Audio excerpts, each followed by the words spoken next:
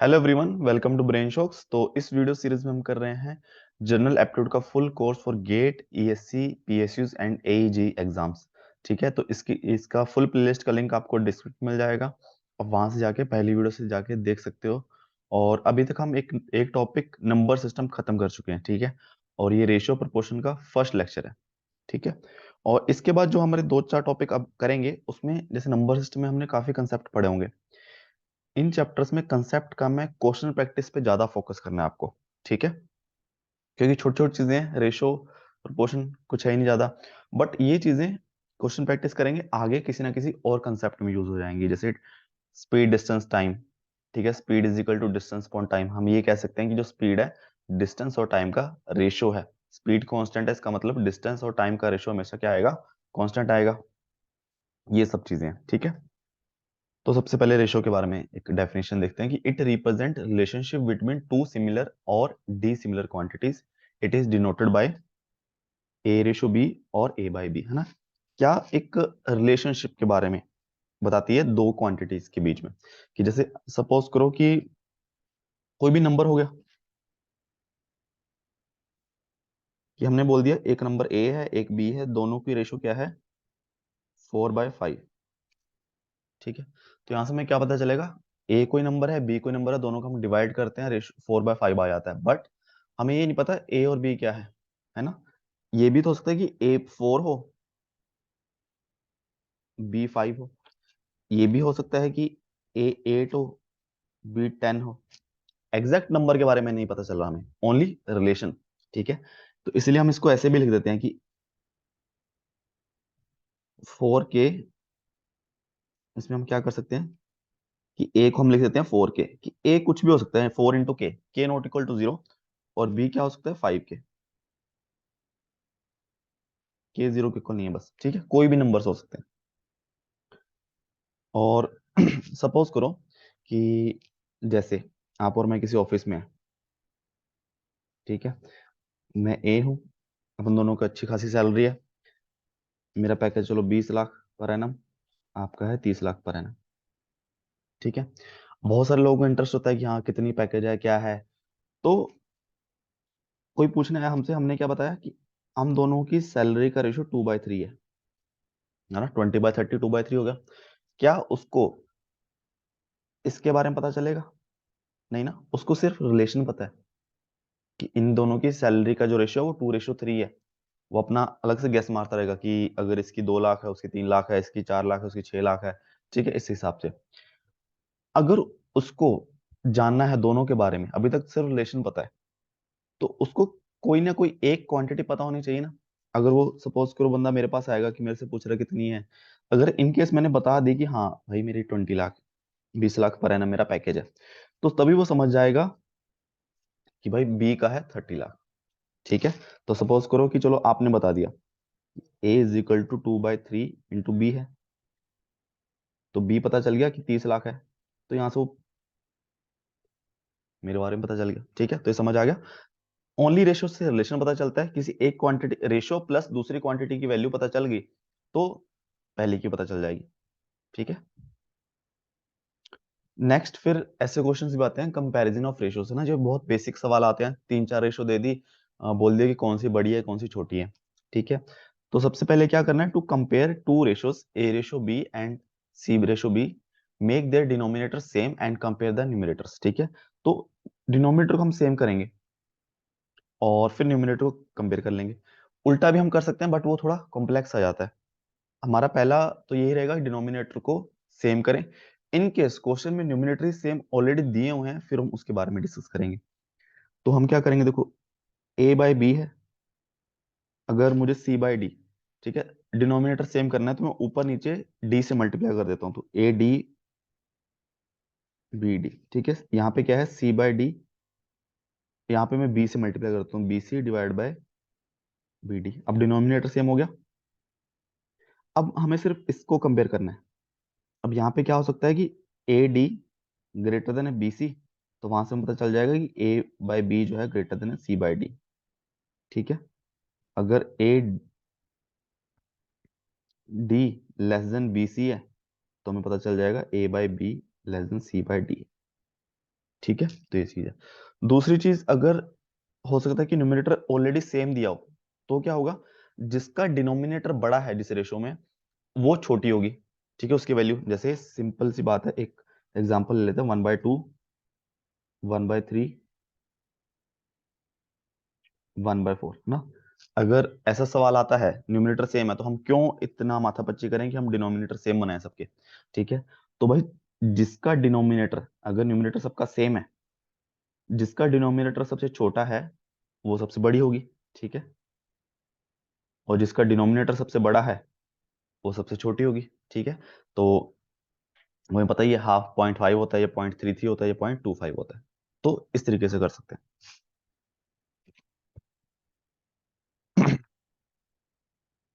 अब आता है, चलो एक न्यूमेरिकल कर लेते हैं इसका, कि जैसे हमें कंपेयर करना है 5/7 एंड 3/4।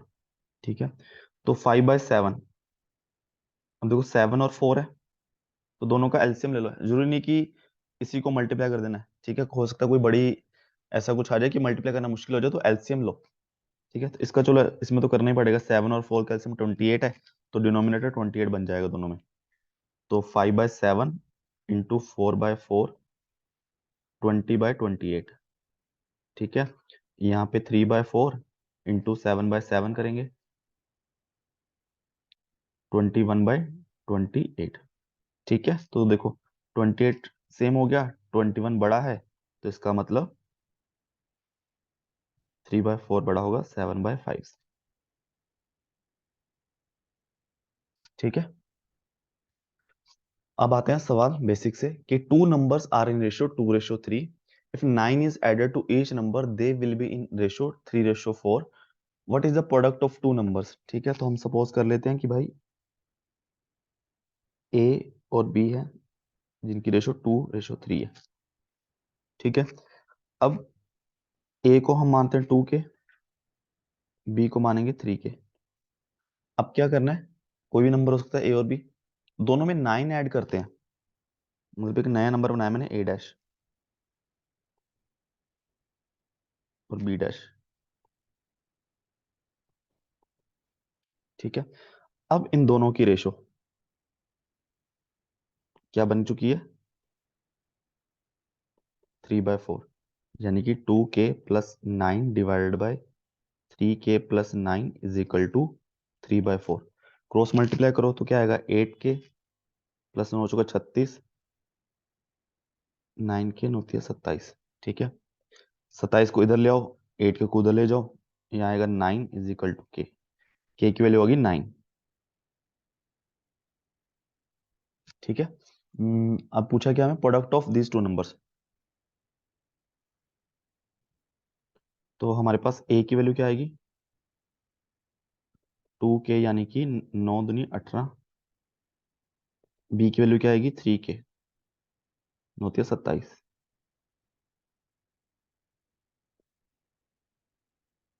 A into B. ठीक है, तो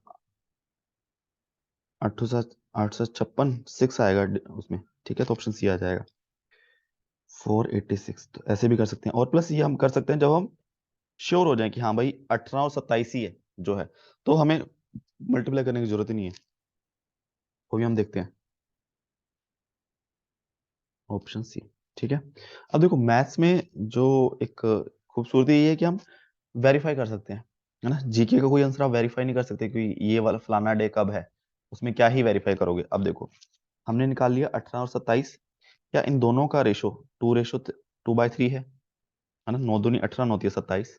अगर मैं दोनों में 9 ऐड करूं, 9 ऐड करूं, इसमें 27 बनेगा, यहाँ पे 36 बनेगा, है ना, ये वाला नंबर।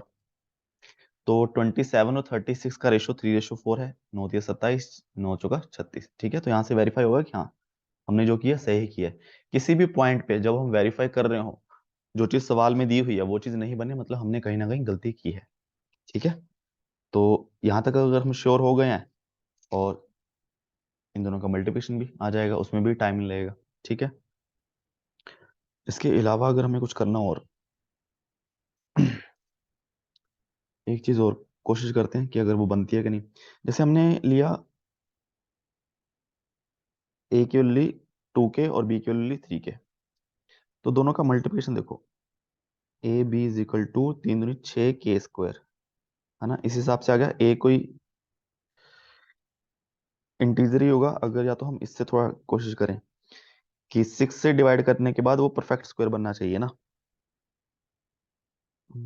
चलो रहने दो उसको, ज्यादा कंफ्यूज हो गए। Next question, if x ratio y is equal to 7:5, then what is the value of 5x minus 2y upon 3x plus 2y। ठीक है, तो वेरी सिंपल है। इसमें हम क्या कर सकते हैं कि y जो है 7/5 है। ठीक है, तो x की वैल्यू 7 के, y की वैल्यू 5 के, और हमसे पूछा क्या है,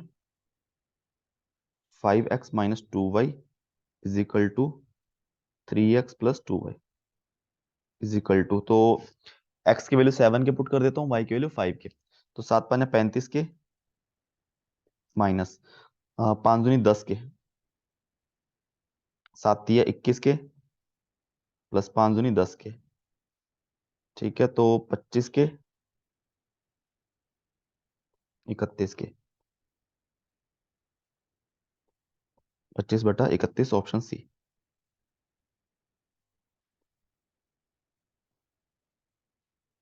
ठीक है, और ऐसे सवालों में के की जरूरत भी नहीं है, आप डायरेक्टली 7 और 5 पुट करोगे तब भी आंसर आ जाएगा, बिकॉज जब ये रेशियो दी है, आंसर क्या है, कांस्टेंट है, इसका मतलब एक्स और वाई की किसी भी वैल्यू के लिए इन दोनों की रेशियो सेम ही आने वाली है, चाहे मैं एक्स और वाई की वैल्यू 7 और 5 पुट करूं या फिर 14 और 10 पुट करूं। ठीक है, तो वहां पे जब आप ऐसे सवाल करोगे बार बार, आपको दिख जाएगा कि हाँ, के जो हम कर रहे हैं वो तो कैंसिल ही होने वाला है एट द लास्ट, तो करने की जरूरत नहीं है। ठीक है, दूसरा तरीका ये है, किसी और सवाल में, किसी किसी सवाल में हो सकता है काम आ जाए, तो हमें एक्स और वाई की वैल्यू आ गई। ठीक है, हमें क्या पुट करना है, 5x - 2y divided by 3x plus 2y। तो अगर मैं ऊपर नीचे y से डिवाइड कर दूं तो मेरे पास 5x/5 - 2 प्लस 2 ये आ जाएगा। x अपॉन वाई की वैल्यू मुझे पता है कि 7/5 है। ठीक है, ऊपर पुट करूंगा 5 × 7/5 -2 डिवाइडेड बाय 3 × 7/5। ठीक है, तो 5 ये हो गया 35 -10 डिवाइड बाय 5, यहाँ पे 21 प्लस 10/5, तो यहाँ पे भी 35 - 10 = 25, 31। ठीक है, तो सेम चीज है, बट इस सवाल में तो मुझे लगता है कि ये चीज ज्यादा सही है। हो सकता है कोई ऐसा सवाल आए जिसमें हमें ये चीज करनी पड़ जाए, तो ये चीज भी ध्यान में रखिएगा।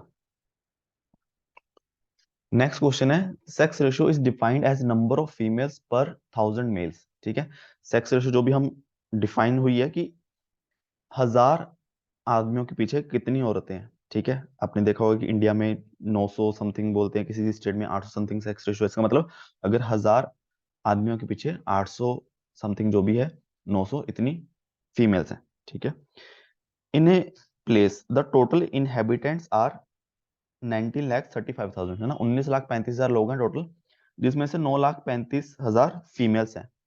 तो सेक्स रेशियो क्या होगी उस प्लेस की, तो इसका मतलब मैं ये निकालूं कि 1000 मेल्स के पीछे कितनी फीमेल्स हैं, बस वो देखना है। सबसे पहले टोटल कितने लोग हैं, 19,35,000। ठीक है, फीमेल्स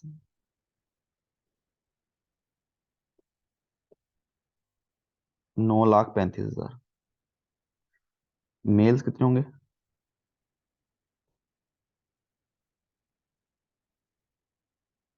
10 लाख। ठीक है, तो अब देखो, अगर 10 लाख, 10 लाख, तीन, 1 2 3 4 5 मेल्स हैं, तो फीमेल्स कितनी है, 9,35,000। ठीक है, एक मेल, तो इसका मतलब इतनी फीमेल्स।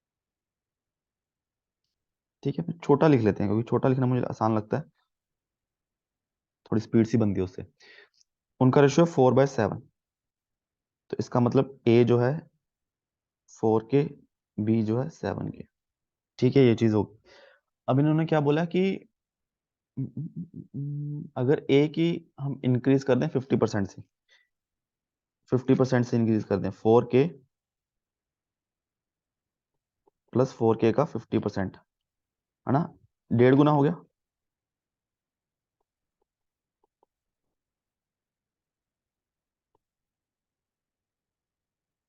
दो, दो, 6 के। ठीक है, बी के हम 25% कम कर दें।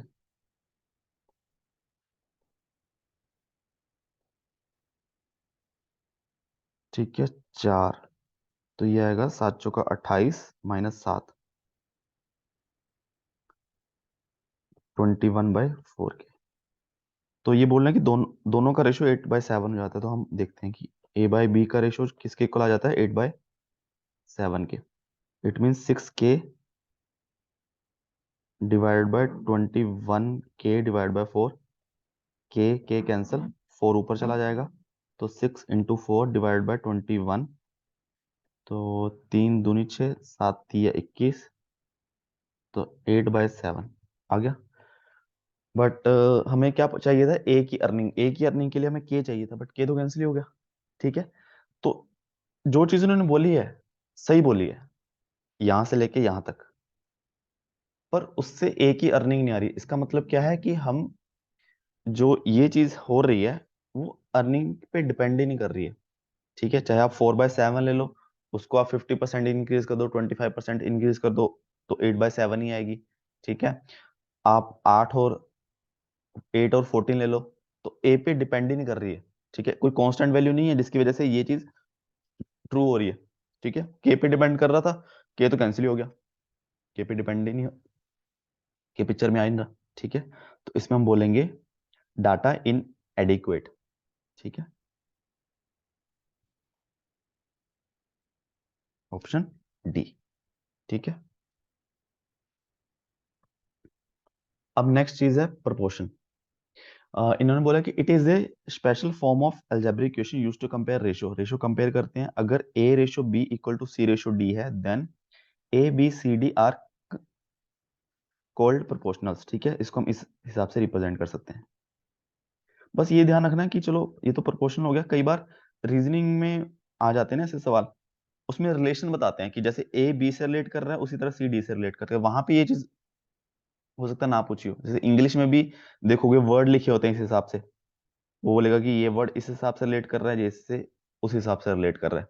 ठीक है, तो नंबर्स भी हो सकते हैं, वो रीजनिंग में है, उससे कंफ्यूज मत होना कि आप ऐसे क्रॉस मल्टीप्लाई करके चेक कर रहे हो, कोई आंसर मैच ही नहीं कर रहा है। ठीक है, तो वहां पे कुछ और लॉजिक लग रहा होगा। नेक्स्ट है continued proportion. If A B C D E are in continued proportion, then A/B = B/C = C/D = D/E। ठीक है, अब आती है थ्योरम्स। ठीक है, इसके नाम बड़े अजीब से हैं, नाम याद रखने की जरूरत नहीं है और कुछ भी याद रखने की जरूरत नहीं है, बस कर रहे हैं हम। तो सबसे पहले कॉम्पेनेंडो थ्योरम, तो ये क्या कहती है, कि ये बोले कि अगर A/B है इक्वल टू C/D है, तो क्या होगा कि अगर मैं दोनों साइड +1 कर दूं, एक ही बात है। ठीक है, तो यहाँ पे क्या बनेगा, A+B/B,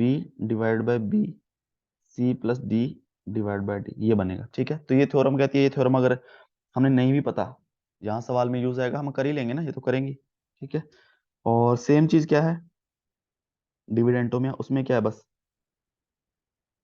उसमें वो कह रहे हैं कि अगर हम माइनस कर दें, है ना, माइनस कर दो, क्या दिक्कत है,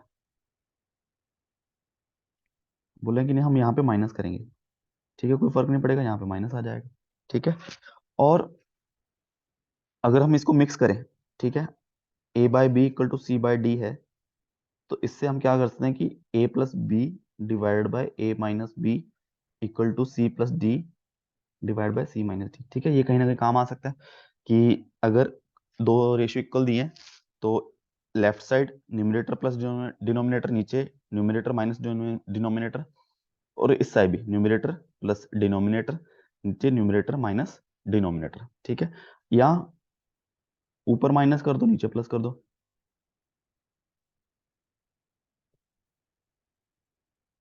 ठीक है, ये हो सकता है हमारे कहीं ना कहीं काम आए अच्छे से। नेक्स्ट क्वेश्चन है इन वर्टेंडो। ठीक है, ये भी बेकार सा है, कुछ नहीं है। ए बाई बी है, सी बाई डी है, तो इससे क्या बन सकता है, उल्टा कर दो। ठीक है, ये वही सब चीजें जो हमें ऑलरेडी पता है। और अल्टरनेंडो जो है, तो ए बाय सी, इन दोनों को हम एक्सचेंज कर सकते हैं ना, बी बाय डी। ठीक है, ये फालतू चीजें हैं। अब एक रूल्स देखते हैं कुछ। तो जैसे हम पढ़ेंगे कि दो नंबर है,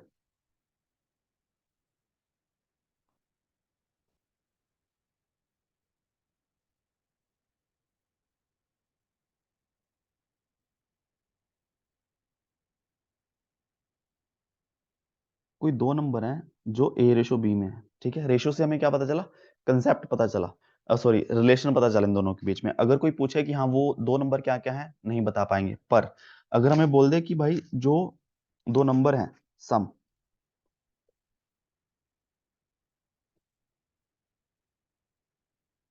नंबर्स जो है वो एक्स के इक्वल है, तब हम बता सकते हैं ना कि कोई, मान लो कि पैसे है ना, 100 रुपए हैं, आप और मैं मिलके बोलें कि 100 रुपए हैं, हम इसको अपना 1:4 में डिवाइड करेंगे कि एक हिस्सा आपके पास रहे, चार हिस्सा मेरे पास रहे। तो हम कैसे डिवाइड करेंगे, 20 रुपए आपको मिलेंगे, 80 मेरे को मिलेंगे। तो पता चलेगा ना कितना अमाउंट मिलने वाला है, क्योंकि हमें टोटल पता चल गया। अगर हम बोल दें कि कुछ पैसे हैं 1:4 में डिवाइड करने हैं, हमें पता ही नहीं कितने पैसे हैं, हमें पता ही नहीं कितने कितने मिलेंगे। ठीक है, तो वो चीज़ है। बट हमें यहाँ पे रेशो भी पता है और सम भी पता है, तो हमें कितना मिलेगा, नंबर क्या क्या होंगे।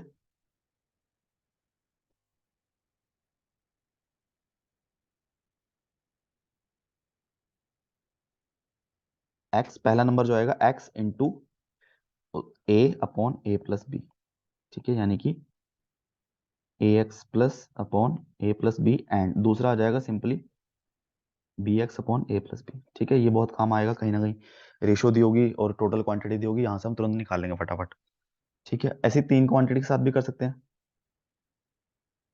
कि ए रेशो बी, तीन क्वांटिटी रेशो में है और टोटल जो है एक्स है, तो इंडिविजुअली क्या आ जाएगा, A into X divided by A plus B plus C, B X upon A plus B plus C, और C X upon A plus B plus C. ठीक है, और जो हमने किया है अभी, क्या इन दोनों को अगर मैं डिवाइड करूंगा तो ए बाई बी ही आएगा। ठीक है, एक्स और ए प्लस बी दोनों कैंसिल हो जाएगा, और अगर इन दोनों को मैं प्लस करूंगा तो क्या मेरे पास एक्स ही आएगा। ठीक है, सही है ना। फिर आगे देखते हैं। अब देखो, if a b c d and e are in continuous proportion then a by E equal to. ठीक है, कंटिन्यूस प्रोपोर्शन में तुमने क्या पढ़ा था कि A by B equal to B by C equal to C by D equal to D by E equal होंगे। तो इसको मैं के मान लेता हूँ। ठीक है, अब हमसे पूछा ए बाई ई, ए बाई ई पूछा, तो क्या इसको मैं A by B multiply B by C multiply C by D into multiply D by E लिख सकता हूँ, क्योंकि डी डी कैंसिल हो जाएगा, सी सी ए बी। तो क्या ये के इंटू के 4 टाइम्स नहीं है, और हमें किस फॉर्म में पूछा है, ए और बी की फॉर्म में पूछा, तो के किसके इक्वल है, ए बाई बी में की पावर 4 में, तो ए की पावर 4 बाई बी की पावर 4। ऑप्शन,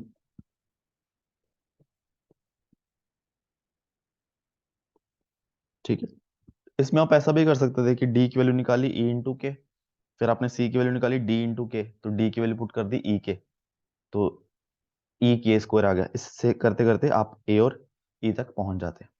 ठीक है, नेक्स्ट क्वेश्चन है, if a minus b ratio a plus B equal to 1:5, then what is a square minus b square upon a square plus b square. ठीक है, तो सबसे पहले इसको भी हम करेंगे दो तीन तरीके से। A minus B divided by A plus B equal to 1/5। तो या तो सिंपल, तो क्या है कुछ समझना है, क्रॉस मल्टीप्लाई करो, ए बाई बी निकाल लो। 5a - 5b equal to a+b। ठीक है, ए उधर गया तो 4a, इधर गया तो 6b। तो a/b जो आ जाएगा 6/4 यानी कि 3/2, यहाँ पे आ गया। अब जैसे मैंने बिल्कुल first question I think first या सेकंड किया था, कि इनका रेशो देखो वैल्यू ही आ रही है, तो यहाँ पे हमें 3 के और ए को 3 के, बी को 2 के पुट करने की जरूरत नहीं है, डायरेक्ट 3 2 पुट करेंगे आंसर आ जाएगा, क्योंकि के स्क्वायर होगा, के स्क्वायर होगा, वो सब कैंसिल ही हो जाएगा। ठीक है, तो एक तो ये चीज ये होगी।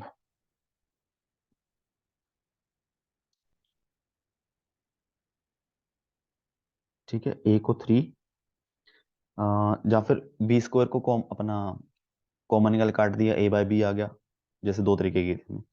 तो 3 पुट करूंगा, 3 3 9 माइनस 2 दूनी 4, 3 3 9 प्लस 2 दूनी 4, तो 9 - 4 5, 9 + 4। ठीक है, ऑप्शन आ जाएगा सी। और इसमें हम और क्या कर सकते हैं,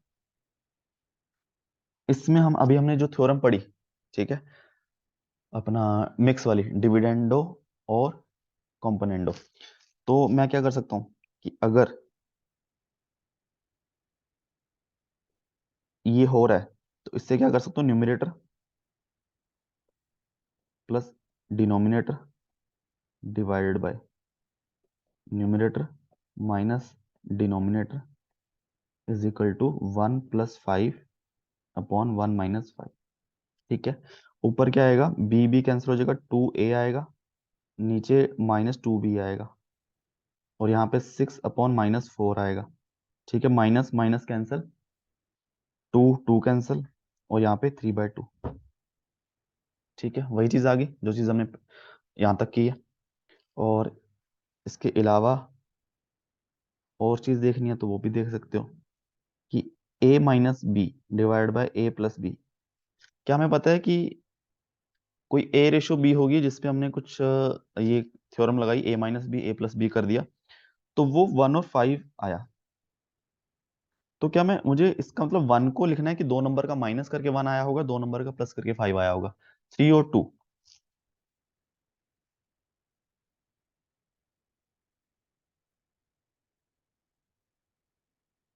ठीक है, तो जब ये हो रहा है, तो यहां से मैं कर सकता हूँ ना, कि a/b जो होगा 3/2 होगा।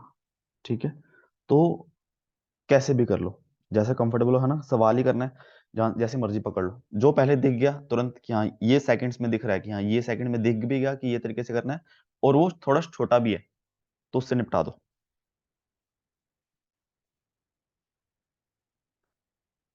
Next question, an alloy containing zinc and copper in ratio 5:8 and another alloy containing zinc and copper in ratio 5:3.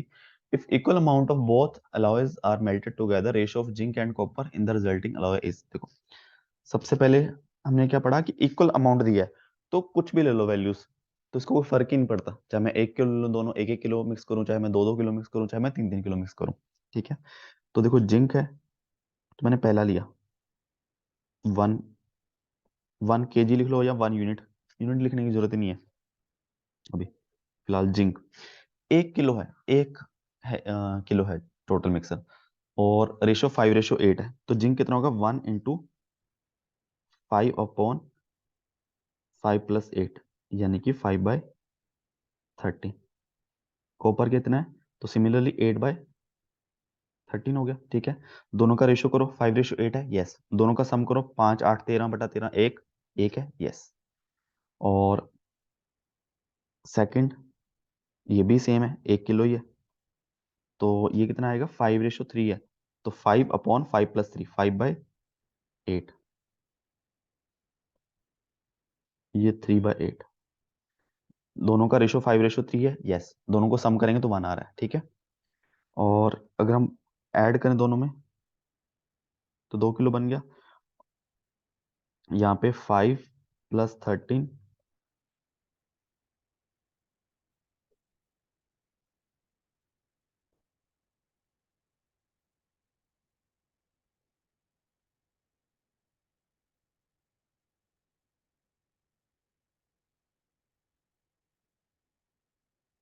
Upon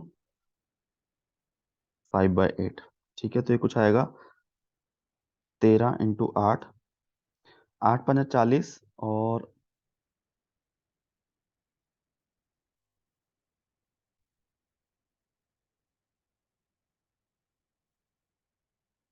13 × 8 मैंने इसलिए लिखा है ना, आप कैलकुलेशन करना चाहो तो कर सकते हो, क्योंकि मुझे पता है कि इधर भी 13/8 डिनोमिनेटर में आएगा। मैं कैलकुलेशन क्यों करूं, है ना। कोई हो सकता है कि चलो 13/8 तो हमें सिंपल सी है, कोई बड़ी ऐसी वैल्यू आ जाए जिसमें हमें टाइम लगे थोड़ा, तो हम क्यों कैलकुलेशन करें, हम उसको ऐसे ही रखेंगे।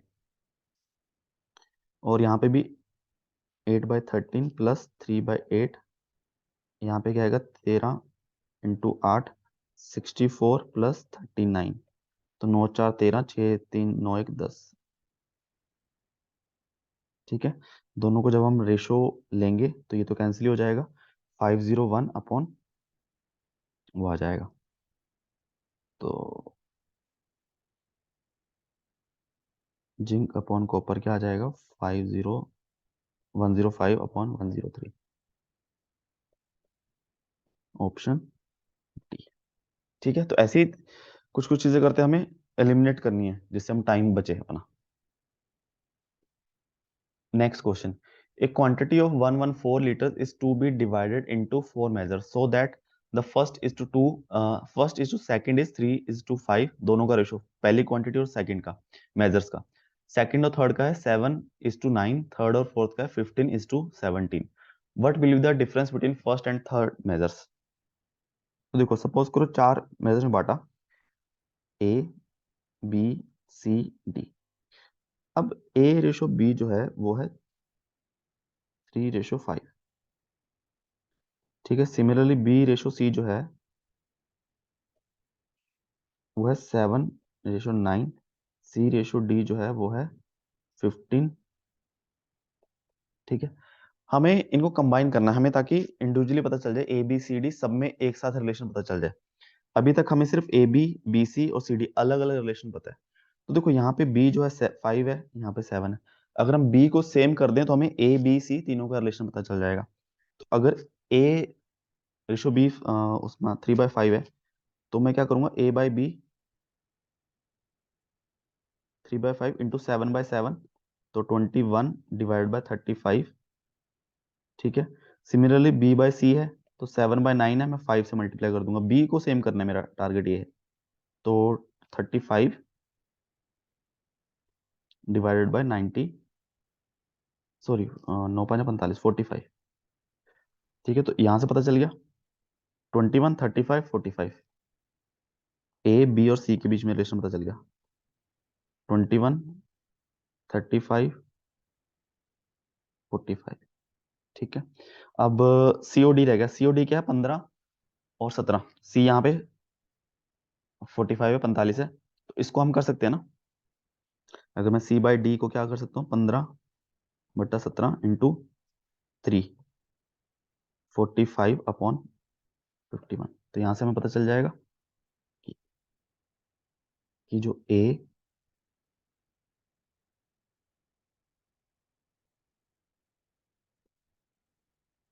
ये सारे किस रेशो में है, 21, 35, 45 और 51। ठीक है, अब देखो इसमें हमने क्या किया कि यहाँ पे मल्टीप्लाई करा, सपोज करो कि यहाँ पे मल्टीप्लाई करना पड़ता तो ये तीनों के साथ मल्टीप्लाई करते कोई भी हम वैल्यू। ठीक है, सपोज करो कि यहाँ पे मान लो चलो 15 या 45 कर दिया, आ गया। यहाँ पे हमें 2 से मल्टीप्लाई करना होता अगर इसको दोनों को सेम करने के लिए, तो हम तीनों से मल्टीप्लाई करते। ठीक है, अब यहाँ पे तो सिंपल अब चीज कि A की वैल्यू कितनी है अब 21 के, B की वैल्यू है 35 के, C की वैल्यू है 45 के और D की वैल्यू है 51 के।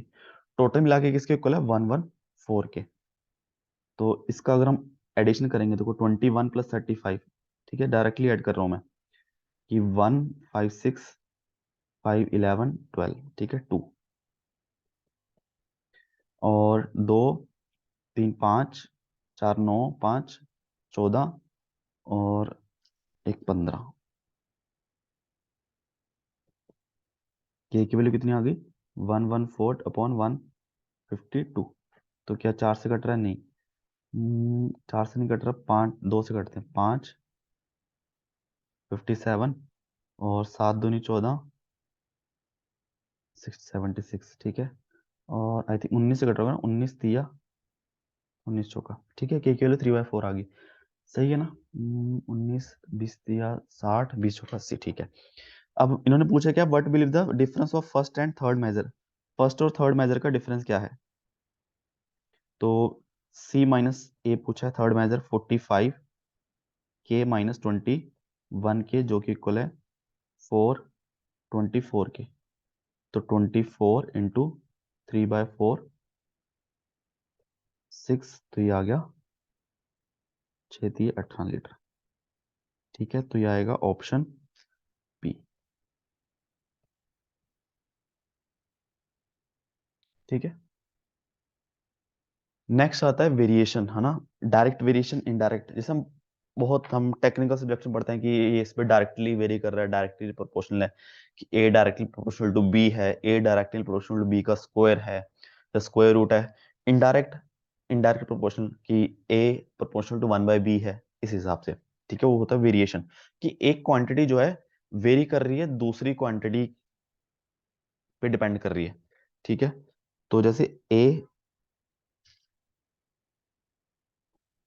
वेरी कर सकता है बी से, या पावर में बोल सकते हैं कि ए जो है बी की इतनी पावर पे, स्क्वायर क्यूब पे डिपेंड कर रहा है, ठीक है, ये भी बोल सकता है वो।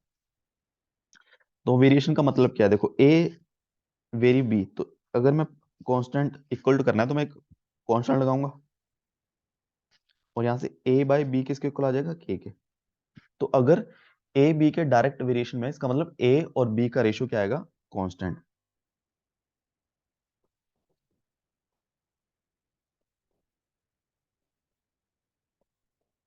ठीक है।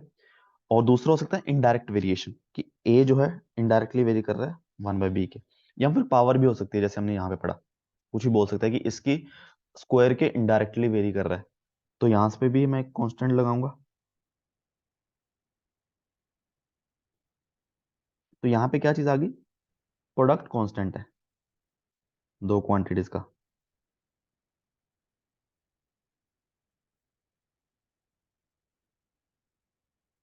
ठीक है। जैसे अगर हम देखें, वही स्पीड इज, स्पीड और टाइम का रेशियो, अगर मैं बोल दूं कि टाइम सेम है ना, आपको जितना कोई डिस्टेंस ट्रेवल करना है टाइम सेम है, तो जो स्पीड है, जो डिस्टेंस है वो स्पीड पे डिपेंड कर जाएगा, जितनी स्पीड से जाओगे आप उतना डिस्टेंस ज्यादा ट्रेवल करोगे, ठीक है, सिंपल सी बात है।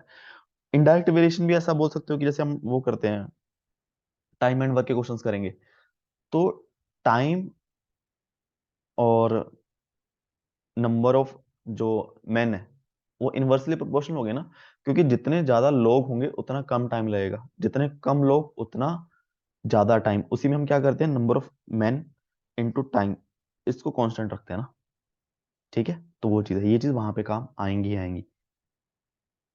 अब हम इससे रिलेटेड एक सवाल करते हैं। इन्होंने बोला है कि a precious stone worth ₹6800 is accidentally dropped and it breaks into 3 pieces.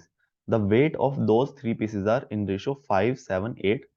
The value of the stone is proportional to the square of its weight, है ना, प्रोपोर्शनल आ गया ना, स्क्वायर ऑफ इट्स वेट।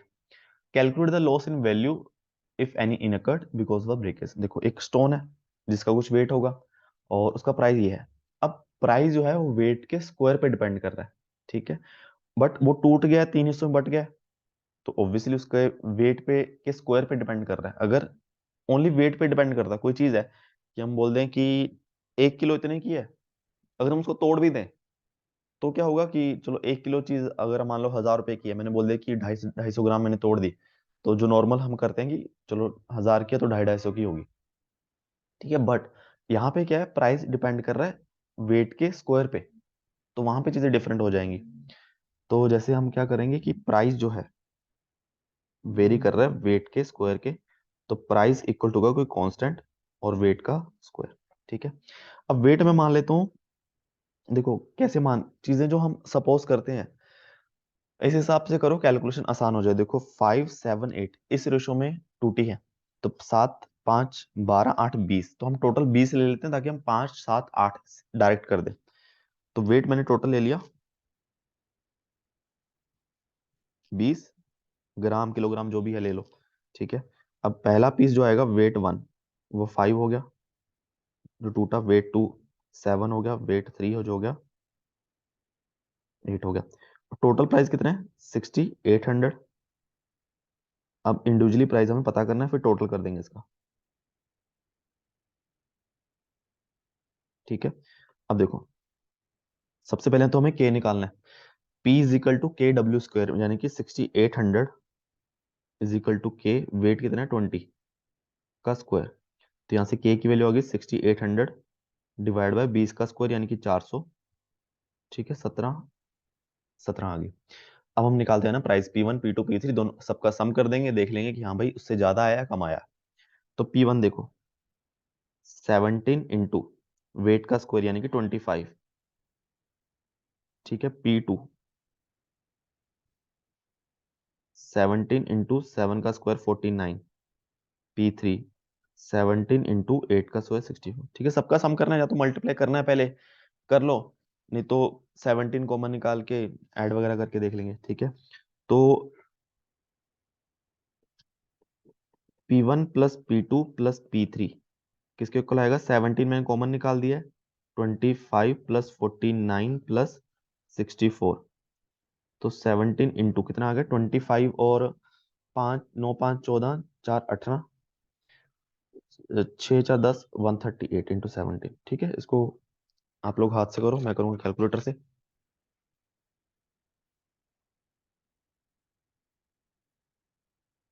तो वैल्यू आ गई 2346।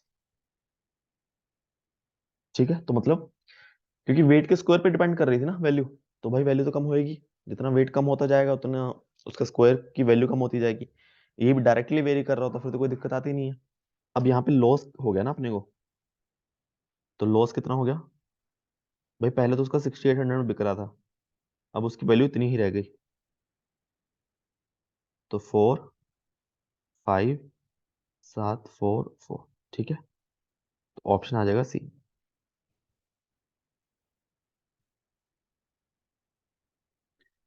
Next last topic है इस video का, इस एक का दो क्वेश्चन करेंगे फिर पार्टनरशिप। देखो पार्टनरशिप के काफी क्वेश्चंस आते हैं। ठीक है, कोई भी बिजनेस है, आप और मैं, हम दोनों, हमने शुरू में पढ़ा कि हम जॉब कर रहे थे। आपका मेरा कितना था पैकेज? मेरा 20 था, आपका 30 था। तो हमने सोचा इतनी अच्छी जॉब कर ली हमने, 5 6 साल बहुत अच्छी सेविंग कर ली है, अपना बिजनेस खोल लेते हैं, है ना? क्यों किसी की नौकरी करनी, अपना खुद का काम करेंगे, कमाएंगे, खाएंगे, पिएंगे, ऐश करेंगे, है ना? अब ऐसा तो है नहीं कि बस सोचा बिजनेस खोलना है खोल लिया, एक रूल्स बनाने पड़ेंगे उसके। ठीक है, तो प्रॉफिट, क्योंकि उससे प्रॉफिट आएगा तो लड़ाई नहीं होनी चाहिए ना। तो एक प्रॉपर रूल बनेगा कि हाँ कुछ भी प्रॉफिट आएगा इस हिसाब से डिवाइड करेंगे। तो क्या लिखा है? Profit is divided in ratio of product of capital invested and time period for which investment is made. तो सबसे पहले अगर हम सिर्फ पैसे की बात करें कि हमने कोई दुकान खोलनी है, मान लो हमने क्या किया, हलवाई की दुकान खोल ली। ठीक है, तो 10 लाख आपने लगाए, 10 लाख मैंने लगाए, दुकान खोल के बैठ गए। साल के एंड में कुछ प्रॉफिट हुआ, हम दोनों ने बराबर पैसा लगाया, हम दोनों बराबर बांट लेंगे। पर अगर सपोज करो मैंने 5 लाख लगाए हैं, आपने 15 लगाए हैं, और एंड के प्रॉफिट लेने में मैं बोल दूं कि मेरे को आधा दे दो, तो बोलोगे आधा कैसे? तुमने 5 लगाए, मैंने 15 लगाए, तो हमारी जो रेशो आई है 5 और 15 1:3 आई है। 100 रुपये प्रॉफिट हो रहा है, तो तुमको मिलेगा 25 रुपये, तुमको मिलेगा 75 रुपये मेरे को मिलेगा, है ना? बराबर नहीं बांटेंगे ना, तो किस पे डिपेंड कर गया? जितना पैसा किसी ने इन्वेस्ट किया है उस हिसाब से उसको प्रॉफिट मिलेगा। ठीक है, एक तो वो चीज होगी। दूसरा टाइम पीरियड भी डिपेंड कर रहा है। अगर मैं बोलूं कि हम दोनों ने 10 10 लाख लगाए, ठीक है, एक कुछ लगाए हैं पैसा, और फिर 6 महीने बाद मैं बोलूं कि यार मैं तो अपना पैसा निकाल रहा हूँ 10 लाख। ठीक है, आपका तो लगा हुआ है 10 लाख, मैंने अपना पैसा निकाल लिया, बट मैं काम कर रहा हूँ। और फिर मैं साल के एंड में फिर आ जाऊं कि चलो हाफ हाफ कर लेते हैं। आप तब बोलोगे कि नहीं, तुम्हारा जो पैसा था वो सिर्फ 6 महीने के लिए था, मेरा पैसा पूरा साल पड़ा रहा यहाँ पे। ठीक है, कंपनी में। तो जो प्रॉफिट है वो उस हिसाब से बांटेंगे। ठीक है, तो दोनों चीज पता चल गई कि एक तो जितना पैसा किसी ने लगाया है उस पर डिपेंड करेगा, कितने टाइम के लिए लगाया प्रॉफिट उस पर डिपेंड करेगा। ठीक है, तो प्रॉफिट जो हो गया हमारा, इस पे कैपिटल इन्वेस्टेड और टाइम पीरियड दोनों पे डिपेंड कर गया। तो इसका मतलब प्रॉफिट जो है वो डिपेंड करेगा कैपिटल इनटू टाइम पे। तो प्रॉफिट का रेशो किसकी रेशो को इक्वल होगा? कैपिटल इंटू टाइम, उन दोनों की रेशो पे इक्वल होगा। ठीक है, अब हम करते हैं इसका सवाल कि a and b enter into a partnership with 8,000 and 15,000, 8,000 15,000 लेके पार्टनरशिप में दाखिल हुए। After 3 months c join them by investing 10,000। 4 months before the first year is completed b quits. In what ratio should the profit of, अच्छा देखो पैसा invest कम किया है, profit इतना ले रहे हैं, 2,55,000 earns in the first year be distributed among the three, find their individual shares. अब देखो जो ए है, अगर हम बात करें,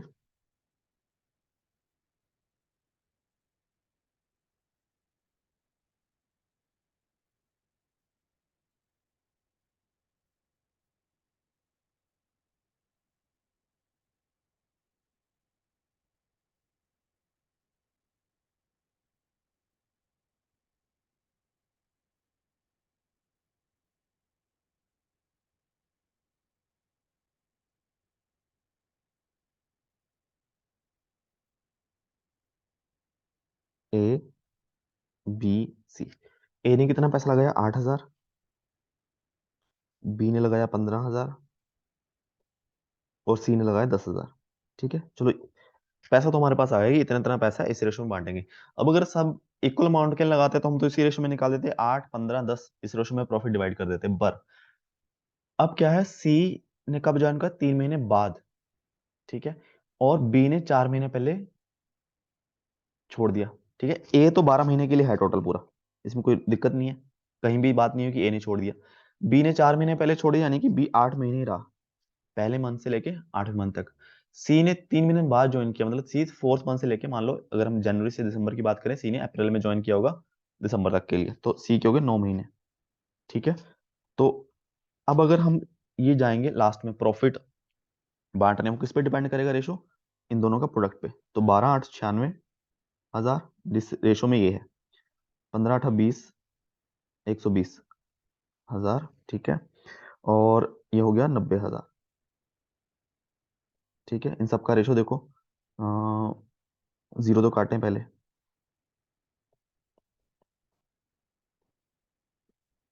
जीरो काट दी, 96 120 और 90। ठीक है, और किससे काटे? 6 से तो कट ही जाएगा ना, आई थिंक 6 16 6 का 6 से कट जाएगा 15, चलो 16 और 6 दूनी 12, 15 चौक 90। ठीक है, और तो नहीं कट रहा, तो इस रेशो में इनका प्रॉफिट डिस्ट्रीब्यूट होगा। अब इन्होंने बोला कि इंडिविजुअल है ना, इंडिविजुअल पूछा, जैसे हमने किया था कि अगर हमें रेशो भी पता है, दो या तीन या जितने भी हैं, और टोटल भी पता है, तो हम निकाल सकते हैं। एक का हिस्सा कितना आ जाएगा कि टोटल 255 है ना, 1000 है। अब कई बार कैलकुलेशन हम करते हैं, जीरो वगैरह छोड़ दो, हम बाद में अप्लाई कर देंगे। ठीक है, वो चीज करते हैं, चलो लिख लो, अगर लिखना तो 16 बटा इन सबका सम, और कितना आ जाएगा? 6 5 11, 55 ही आ जाएगा, नहीं सॉरी 51 आएगा। तो 51 ये कट जाएगा, आई थिंक 5 से कट जाएगा, 5,000 आ जाएगा, ये 80,000 आ जाएगा। ठीक है, बी इंटू 20 बटा 51, तो ये भी कट गया फिर 5 से, ये इसका 80,000, इसका तो मुझे लगता है 1 लाख ही आ गया। ठीक है, और सी का जो आ गया वो 15 15 ऊपर, सॉरी 255 इंटू 15 बटा 51, तो 51 उससे कटा 5,000 से, 15 5 75,000। ठीक है, ये आ गया इंडिविजुअल। अब इनका सबका सम करके देख लो, इसके इक्वल ही आ रहा होगा। ठीक है, तो ये समझ आ गया, कैपिटल जितना पैसा इन्वेस्ट किया और टाइम दोनों पे डिपेंड करेगा। बस लास्ट सवाल है इस वीडियो का कि person p started a business with capital of rupees 2,525 and another person q join p after some months with capital of 1,200। Out of the total annual profit of 1,644, p share was 1,212। When did q join as partner? ठीक है, तो सबसे पहले हम बात करते हैं,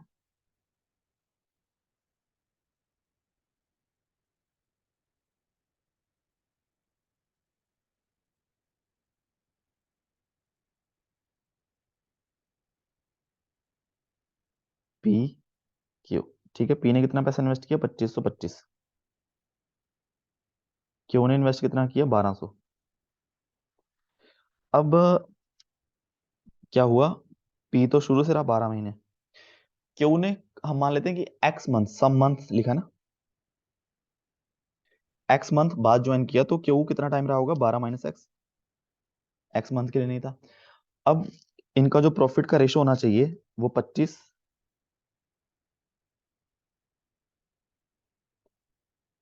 ठीक है, इस रेशो में अपना कैपिटल इंटू टाइम, इसका भी कैपिटल इंटू टाइम, इस रेशो में प्रॉफिट होना चाहिए। तो पी का प्रॉफिट कितना है? 1212। क्यू का कितना आ जाएगा? 1644 माइनस 1212। एक मिनट, पी का है 1212, क्यू का प्रॉफिट कितना है? 1600 माइनस 1212, तो आ जाएगा 2, 3 और 4, है ना, 4। ये आ गया, ठीक है। यहां से हम एक्स की वैल्यू निकाल लेंगे। सबसे पहले तो अ, अगर हम इसको काट सकते हैं ना हम, 101 से कट जाएगा, देखो ध्यान से, कि 12 ही आ जाएगा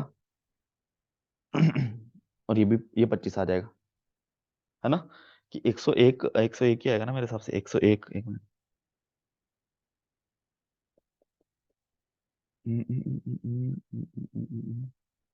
हाँ 101, ठीक है। और क्या कर दें हम, 12 12 को काट दें, 25, इसको काट देते हैं, 25 चौका 100, 48। अब देखो क्या बचा, बचा कुछ, क्या क्या बचा है, तो बेसिकली 48 इंटू 12 - एक्स के इक्वल बचा है 432 के, ये भी कट जाएगा, 48 इंटू 9 ही लग रहा है,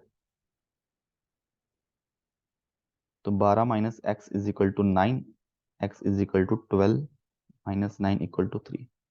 3 महीने बाद ज्वाइन किया उसने, ऑप्शन आ जाएगा बी। ठीक है, तो ये हमारा ऑलमोस्ट, हमने कंसेप्ट भी पढ़ लिए हैं, ठीक है, 4 5 कंसेप्ट, रेशियो, प्रोपोर्शनल, वेरिएशन और पार्टनरशिप, ठीक है, और उसके हमने कुछ क्वेश्चंस भी किए हैं। इसके बाद हम थोड़े से और क्वेश्चंस करेंगे, फिर जो यूपीएससी, ईएससी और सी सेट के क्वेश्चन आते हैं वो करेंगे, और गेट के करेंगे, ठीक है। और डाउट हो कुछ भी तो नीचे कमेंट कर सकते हो, एप्टीट्यूड का अलग से ग्रुप बनाया हुआ है, वहां पे भी डिस्कस कर सकते हैं। और वीडियोस कुछ सीखा हो तो प्लीज वीडियो को लाइक करना एंड चैनल को सब्सक्राइब कर देना। Thank you so much.